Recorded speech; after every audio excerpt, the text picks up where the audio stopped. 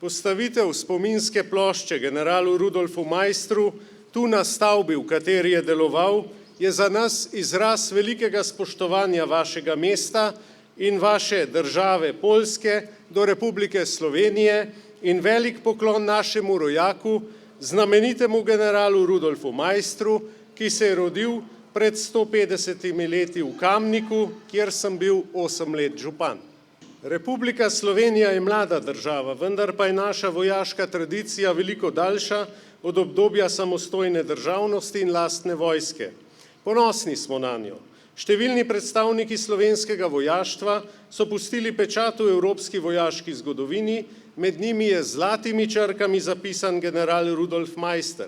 Današnji dogodek je plod nekajletnih prizadevanj številnih posameznikov in inštitucij. Na tem mestu bi se rad zahvalil mestu Přemysl, Zvezi društev General Maister, Vojaškemu muzeju Slovenske vojske v okviru Direktorata za vojne veterane in vojaško dediščino, Ministrstvu za zunanje in evropske zadeve ter veleposlaniku Republike Slovenije na Poljskem in seveda velika zahvala nenazadnje pa gre tudi obrambnemu atašeju, kapitanu bojne ladje Gorazdu Bartolu.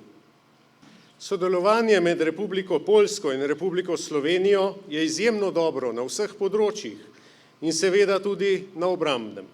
Skupaj sodelujemo v okviru NATO in Evropske unije in na tem mestu se želim še enkrat iskreno zahvaliti Republiki Poljski, ki nam je lansko poletje takoj, nesebično in v zelo velikem obsegu priskočila na pomoč, ko smo se v naši državi spopadali s hudimi poplavami.